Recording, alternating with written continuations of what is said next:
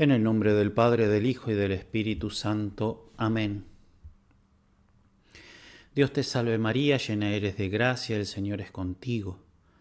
Bendita tú eres entre todas las mujeres y bendito es el fruto de tu vientre Jesús. Santa María, Madre de Dios, ruega por nosotros pecadores, ahora y en la hora de nuestra muerte. Amén. Ave María Purísima, sin pecado concebida, Santo Tomás, ruega por nosotros. En el nombre del Padre, del Hijo y del Espíritu Santo. Amén. Bien, este video lo vamos a hacer sobre el sacerdocio común. Muy poquito vamos a hablar, no es que vamos a profundizar el tema, pero al menos para que sirva como introducción. El sacerdocio común. Se distingue dos sacerdocios, el sacerdocio común que tienen todos los fieles cristianos cuando son bautizados, y después el sacerdocio ministerial, que son los sacerdotes. El sacerdocio ministerial es el que tienen los sacerdotes cuando son ordenados sacerdotes con el sacramento del orden. Bien, vamos a tratar de ver la naturaleza de estos dos sacerdocios. Bien, Suma Teológica, Tercia Pars, cuestión 22, sobre el sacerdocio de Cristo. Este artículo lo ponemos para mostrar lo que es ser sacerdote, porque en realidad el sacerdote es Cristo.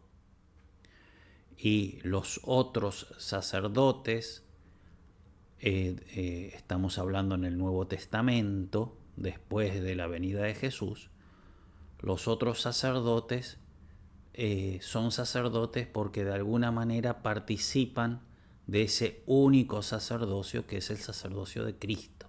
El que es sacerdote es Cristo, ¿no? Y de alguna manera Cristo obra en los sacerdotes, ¿no? De modo tal de que los sacerdotes son como representantes de Cristo, pero el sacerdote es Cristo, el único. Los demás son como ministros. Bien. Entonces vamos a ver en primer lugar el sacerdocio de Cristo y después vamos a ver cómo participamos de ese sacerdocio de Cristo los sacerdotes por el sacramento del orden y todos los fieles cristianos por el sacramento del bautismo, que evidentemente es de modo diverso. El sacerdote participa del sacerdocio de Cristo por el sacramento del orden de un modo totalmente distinto a cómo participan los fieles cristianos del sacerdocio de Cristo por el bautismo. Bien, sin más, vamos a los textos de Santo Tomás. ¿Le compete a Cristo ser sacerdote? Y responde: el oficio propio del sacerdote es el de ser mediador entre Dios y el pueblo, en cuanto que, por un lado, está en el medio, media. ¿Y cómo media? Es un camino bidireccional, de Dios a los hombres y de los hombres a Dios, y en ese camino bidireccional hace de medio el sacerdote, ¿no? El oficio propio del sacerdote es el ser mediador entre Dios y el pueblo, en cuanto que, por un lado, entrega al pueblo las cosas divinas, ¿sí? Le da las gracias. Y por otro, ofrece a Dios las oraciones del pueblo e igualmente satisface a Dios por los pecados de ese mismo pueblo. Por eso dice el apóstol en Hebreos 5:1: todo pontífice, todo sacerdote, tomado de entre los hombres, en favor de los hombres, es instituido para las cosas que miran a Dios, para que ofrezca ofrendas y sacrificios por los pecados. Y esto compete principalmente a Cristo, pues por medio de él han sido conferidos dones a los hombres, que es Cristo el que nos ganó todas las gracias de Dios, así que es evidente que es el sacerdote. Él reconcilió también al género humano con Dios, según el pasaje de Colosenses 1, 19, 20. En Cristo plugo al Padre que habitase toda la plenitud y reconciliar por él todas las cosas. Por lo que a Cristo le compete de forma suprema ser sacerdote. Bien, Cristo es el sacerdote. Bien, otro texto, Suma Teológica, tercia par, cuestión 63. Esta cuestión habla sobre el efecto de los sacramentos, que es el carácter. Porque los sacramentos tienen dos efectos, la gracia y el carácter. Bien, todos los sacramentos causan la gracia, aunque algunos de alguna manera la presuponen, otros no, pero todos los sacramentos causan la gracia, y algunos sacramentos causan lo que se llama carácter, que es un sello, algo indeleble, por lo cual estos sacramentos que causan carácter se pueden recibir una sola vez, porque ya te causaron el carácter y ese carácter no se te va más, ¿no? Bien. El artículo 3. ¿Es el carácter sacramental el carácter de Cristo? Y explica. El carácter es propiamente hablando un sello por el que una cosa es determinada al cumplimiento de un fin. O sea, de alguna manera, con el carácter se imprime en tu alma algo que te destina a una función, a un fin. Pues bien, los fieles están destinados a dos cosas. La primera y principal es a la fruición de la gloria. Y para este fin son marcados con el sello de la gracia. O sea, estamos destinados a la gloria, todos. Y por estar destinados a la gloria, el sacramento nos causa la gracia. La segunda cosa a que un fiel está destinado es a recibir para él o a comunicar a los demás las cosas concernientes al culto de Dios. Entonces el culto de Dios, ¿no? Todo lo que es la liturgia, los sacramentos. Bien,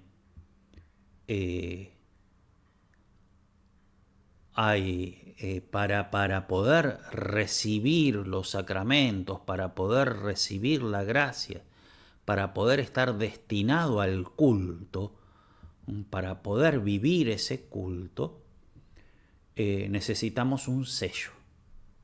Bien, entonces los sacramentos te causan, ¿sí? La segunda cosa que un fiel está destinado es a recibir para él o para comunicar a los demás las cosas concernientes al culto de Dios.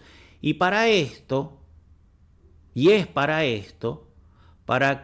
para lo que propiamente hablando deputa el carácter sacramental. Entonces el carácter, la gracia, te destina al cielo. Y el carácter te destina al poder ejercer el culto. El culto para vos o para los otros. O sea, puede haber un carácter que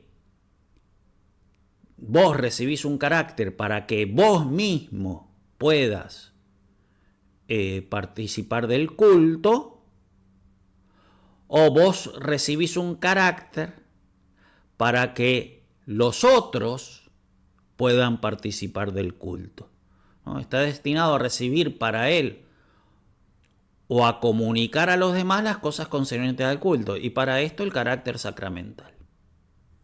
Pero todo culto de la religión cristiana deriva del sacerdocio de Cristo.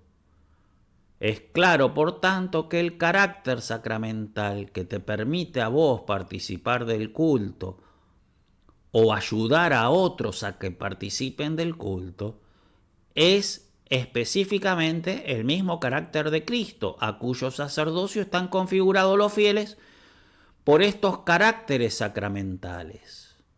Entonces, de alguna manera, ¿sí? El carácter te configura al sacerdocio de Cristo.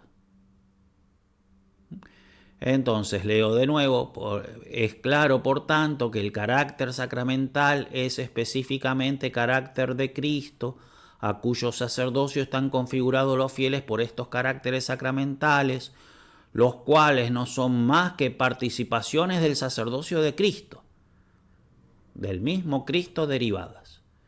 Entonces, el carácter te permite a vos participar del culto, entonces te ponen en relación con Dios. Y acuérdense que el sacerdocio era el medio entre Dios y los hombres. Entonces, si el carácter te permite participar del culto de Dios y el sacerdocio es el puente entre Dios y los hombres, el carácter es participación de ese sacerdocio. ¿No? Entonces, Cristo es el puente entre Dios y los hombres, es el único sacerdote, pero vos por el carácter podés entrar en contacto con Dios porque podés participar del culto, pero siempre gracias a ese sacerdocio de Cristo. Por eso el carácter es una participación del sacerdocio. ¿No? Entonces los sacramentos tienen dos efectos: la gracia, que te permite ir al cielo, y el carácter, que te permite participar del culto. Buenísimo. Participar del culto es recibir los sacramentos también, ¿no? Evidente. Bien, artículo 6. ¿Imprimen carácter todos los sacramentos de la nueva ley? ¿Los 7 sacramentos imprimen carácter? Y responde Santo Tomás: nosotros sabemos que no, que son 3 los sacramentos que imprimen carácter, ¿no? El bautismo, la confirmación y el orden. Veamos cómo responde Santo Tomás.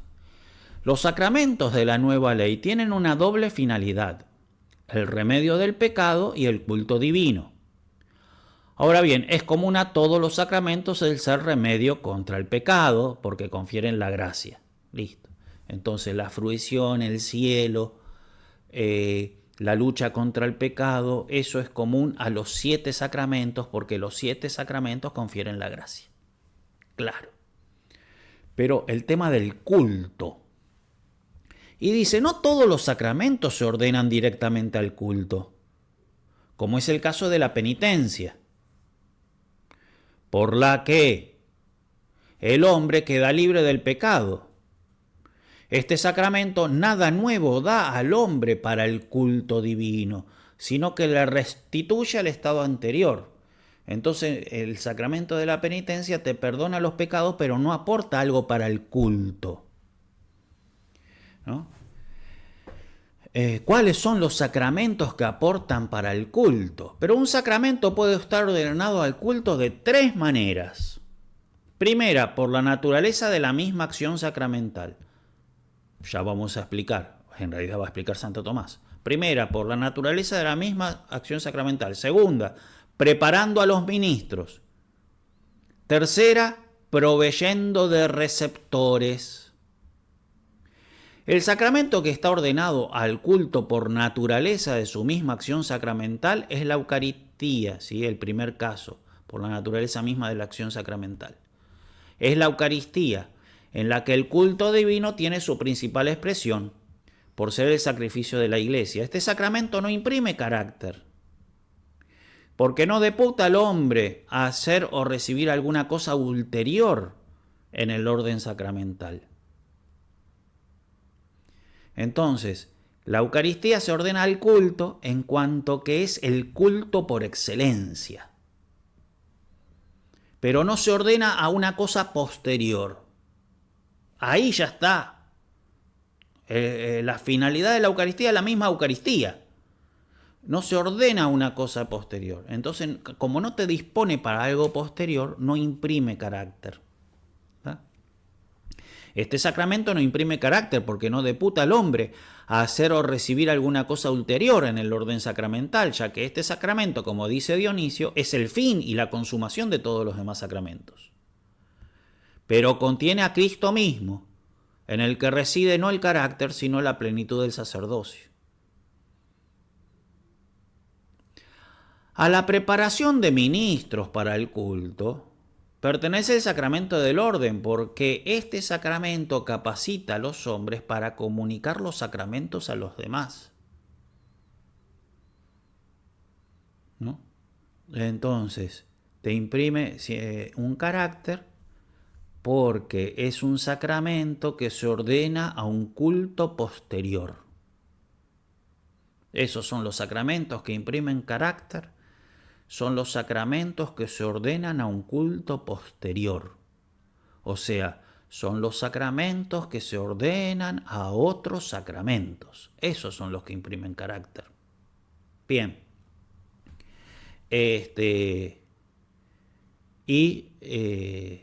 Tenemos el caso del orden,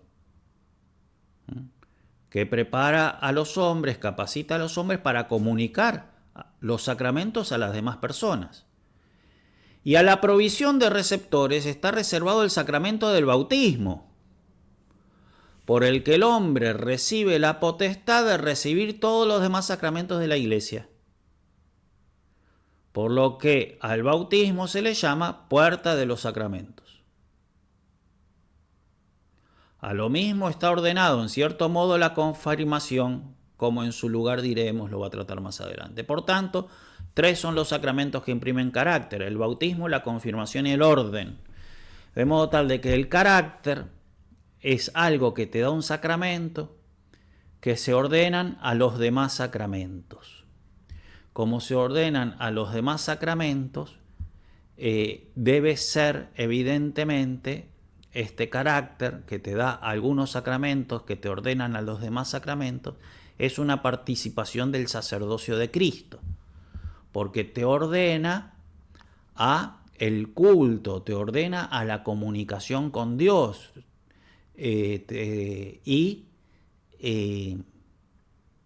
esto se logra por medio de la mediación de Cristo, que es sacerdote, puente entre Dios y los hombres. Entonces el carácter es siempre participación del sacerdocio de Cristo. El carácter es algo que te comunican algunos sacramentos y en orden a los demás sacramentos. Ahora, el carácter del orden sagrado, del sacerdocio ministerial, y el carácter del bautismo son 2 caracteres totalmente distintos, porque el bautismo te ordena a vos que lo recibís a recibir los otros sacramentos, ¿no? Pero en cambio el orden sagrado te ordena a vos que lo recibís a dar los sacramentos a las otras personas, ¿no? Entonces, y para darlos tenés que de alguna manera ser ministros, en el sentido de, ahora no me sale la palabra, pero tenés que de alguna manera hacer los sacramentos. No es la palabra que quiero usar, hacer, pero no me viene la palabra técnica precisa, ¿no? Vos tenés que hacer los sacramentos, constituir los sacramentos para comunicar esos sacramentos.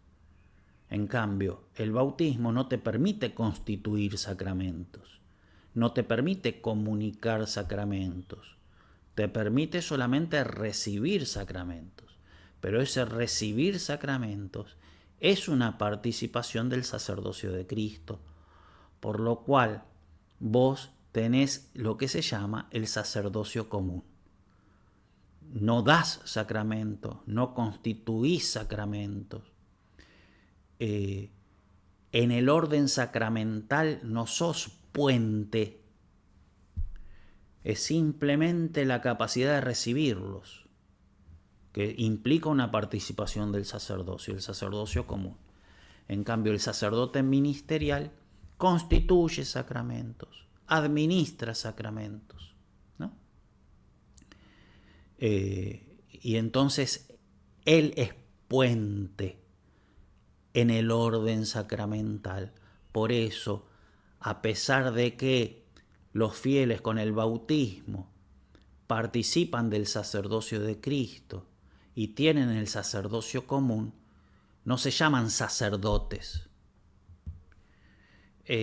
A pesar de que tienen el sacerdocio común, porque lo participan del sacerdocio de Cristo, pero no se llaman sacerdotes porque ellos, en el orden sacramental, ese sacerdocio común les permite simplemente recibir el sacramento. Mientras que el sacerdote ministerial se llama propiamente sacerdote porque participa del sacerdocio de Cristo, pero en un modo totalmente distinto, pudiendo constituir los sacramentos para otros y comunicarlos para otros. Bien, la diferencia entonces enorme entre el sacerdocio ministerial y el sacerdocio común. Pero ¿qué pasa? Si bien el fiel cristiano con el sacerdocio común no puede administrar sacramentos, solamente recibirlos, sí puede igual merecer para otros, de modo tal que de alguna manera puede comunicar, participa en la comunicación de la gracia. No en el orden sacramental, pero sí de alguna manera participa. Por eso ejerce su sacerdocio común, no solo para el bien propio y la recepción propia de los sacramentos, ¿no? Eso es en el orden sacramental, sino que ejerce su sacerdocio común también de alguna manera colaborando al bien de los demás. No en el orden sacramental, el sacerdote ministerial colabora para el bien de los demás dando los sacramentos, signos eficaces de la gracia. Pero el fiel, con su sacerdocio común, si bien no puede administrar sacramentos, puede de alguna manera ganar gracias para otros, ejerciendo una actividad que es también sacerdotal. Veamos. Entonces, artículo 6. ¿Puede el hombre, Summa Teológica Prima Secunde, cuestión 114 sobre el mérito? El artículo 6. ¿Puede el hombre merecer la primera gracia para otro? El carácter meritorio de nuestras obras procede de una doble fuente. En primer lugar, se debe a la moción divina, y de aquí brota el mérito de condignio. Entonces, vos haces una obra meritoria, una obra buena, merece, ¿sí? El mérito es como así cuando yo trabajo, merezco que me paguen, eso es el mérito. Entonces, una obra buena sería hacer algo por lo cual uno merece un premio de parte de Dios. Bien, en cuanto, dice Santo Tomás, la obra buena que vos hacés es movida por el Espíritu Santo y hecha por el Espíritu Santo en vos, en esa medida merece el mérito de condigno, es decir, en estricta superjusticia. En segundo lugar, esa obra buena que vos hacés se debe a la moción del libre arbitrio o al hecho de que nuestra acción es voluntaria. Entonces, en cuanto esa obra buena que vos hacés es obra del Espíritu Santo, merece esa obra en estricta justicia. Ahora, en cuanto a esa obra que vos hacés, la misma, no otra, pero en cuanto que es hecha por la decisión de tu libre voluntad, resulta el mérito de congruo, ya que es congruo que cuando el hombre hace buen uso de su propia voluntad, Dios actúe de manera muy superior en consonancia con la suprema excelencia de su virtud. Es como el nene que hace una pequeña ayuda al papá, chiquitita, chiquitita, chiquitita. Si le tengo que pagar eso, no llego a pagarle ni un centavo. ¿sí? Porque un obrero cobra 10 pesos y hace una obra 8.000 millones de veces mejor. Mi hijito hizo una obra tan chiquitita, si le tengo que pagar así en proporción con lo que se paga, no le pago nada. Pero viendo que es bueno, viendo que se esforzó, viendo qué cosa, por cierta bondad de mi parte, merece de congruo, viendo, ¿no? El buen uso de su buena voluntad y el esfuerzo, pagarle, ¿no? Y capaz que le pago lo mismo, ¿no? Entonces está el mérito de condignio, que es en estricta justicia, el mérito de congruo, que es por benevolencia de alguna manera, viendo la bondad de la actitud de la persona. Bien, en cuanto la acción, en cuanto hecha por el Espíritu Santo, merece en estricta justicia. En cuanto hecha por mí, con mi propia virtud, que es recontra re chiquitita, merece solamente de congruo. Por donde se hace patente que con mérito de condigno, solo Cristo puede merecer para otro la gracia primera. En condigno, o sea, en estricta justicia, el que merece la primera gracia, la conversión para otro, es solamente Cristo. Porque cada uno de nosotros es movido por Dios mediante el don de la gracia para que Él mismo alcance la vida eterna. Entonces las mociones del Espíritu Santo en mí son para que yo alcance la vida eterna. Si yo agarro y le predico a otro y lo convierto, ese se va a convertir, pero porque el Espíritu Santo obró en él, ¿no? ¿No? Entonces, en cuanto a la obra del Espíritu Santo, que es interior a cada uno, es para la conversión de cada uno, ¿no? Repitamos el texto. Porque cada uno de nosotros es movido por Dios mediante el don de la gracia para que Él mismo alcance la vida eterna, y en consecuencia el mérito de condigno no se entiende más allá de esta moción. En cambio, el alma de Cristo fue movida por Dios mediante la gracia, no sólo para que Él mismo alcanzara la gloria de la vida eterna, sino también para que condujera a otros a la misma. Como cabeza que es de la Iglesia y autor de la salud humana. ¿Sí? Como dicen Hebreos, convenía que aquel que se proponía llevar muchos hijos a la gloria perfeccionase el autor de la salud. Entonces, en estricta justicia, Cristo puede merecer la gracia de la conversión para otros. Nosotros no. Mas con mérito de congruo, sí que se puede merecer para otro la primer gracia. Por cuanto el hombre, constituido en gracia, cumple la voluntad de Dios, ¿no? Resulta congruo, de acuerdo con una proporción basada en la amistad, que Dios cumpla la voluntad del hombre que desea la salvación de otro. Entonces, porque somos amigos de Dios, no es que lo merecemos en estricta justicia, pero como somos amigos de Dios, Dios nos escucha. Salvo que a veces pueda haber impedimento por parte de aquel cuya justificación el justo desea. Entonces, por más que Dios me escuche porque yo soy su amigo, si el otro rechaza la gracia, no la puede recibir, ¿no? Pero si el otro está abierto a la gracia, Dios le comunica la gracia en atención a mi amistad. Entonces es de congruo, ¿no?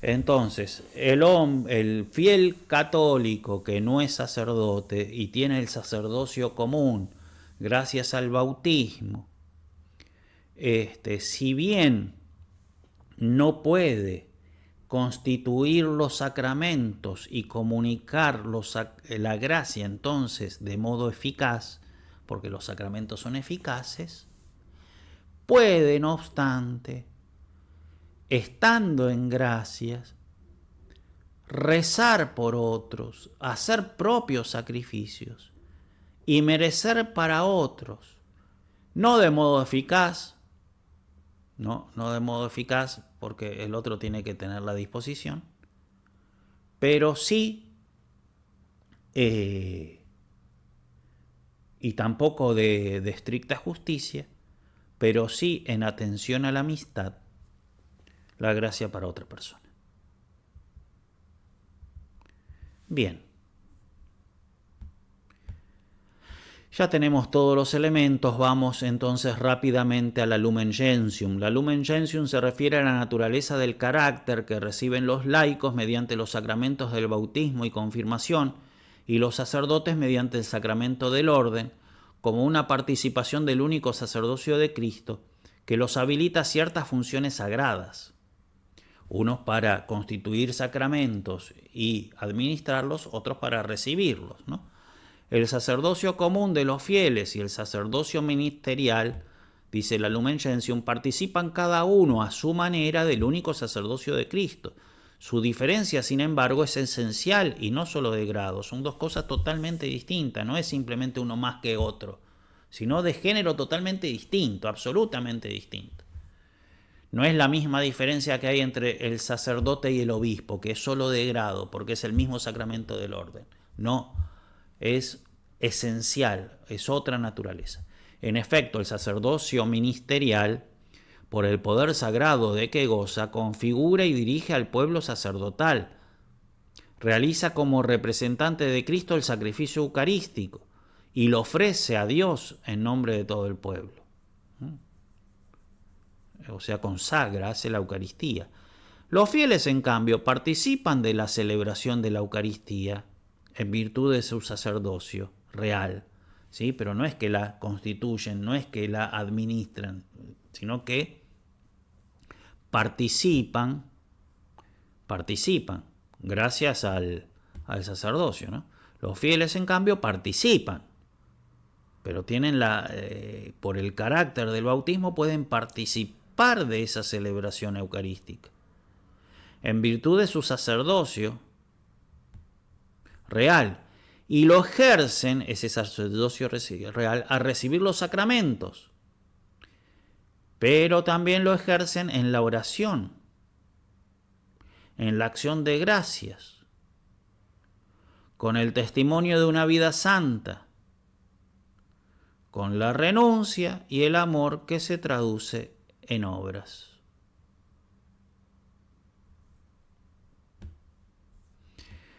El Catecismo de la Iglesia Católica dice respecto al carácter: los tres sacramentos del bautismo, de la confirmación y del orden sacerdotal confieren, además de la gracia, un carácter sacramental o sello por el cual el cristiano participa del sacerdocio de Cristo y forma parte de la Iglesia según estados y funciones diversas. Esta configuración con Cristo y con la Iglesia, realizada por el Espíritu, es indeleble. Permanece para siempre en el cristiano como disposición positiva para la gracia, como promesa y garantía de la protección divina y como vocación al culto divino y al servicio de la Iglesia. Por tanto, estos sacramentos no pueden ser reiterados. En resumen, el Magisterio enseña claramente que los sacramentos del bautismo, confirmación y orden sagrado imprimen carácter. El carácter es un signo espiritual indeleble por el cual estos tres sacramentos no pueden conferirse de nuevo. El carácter consiste en una participación del único sacerdocio de Cristo que habilita el culto cristiano y al servicio de la Iglesia. A modo de resumen, el bautizado no sacerdote tiene el sacerdocio común, por el cual no está habilitado a administrar los sacramentos, sino solo a recibirlos, pero participando del sacerdocio de Cristo puede merecer para otros. Lo ejerce ese sacerdocio al recibir los sacramentos en la oración y en la acción de gracias, con el testimonio de una vida santa, con la renuncia y el amor que se traduce en obras. Podemos agregar que al ser Jesús sacerdote y víctima, se ejercita el sacerdocio particularmente cuando uno, unido a Cristo, se sacrifica por el prójimo. Entonces, el sacerdocio común de los fieles, por el cual pueden recibir los sacramentos, no administrarlos, pero pueden colaborar con la Iglesia, mereciendo gracias para otros. En el nombre del Padre, del Hijo y del Espíritu Santo. Amén.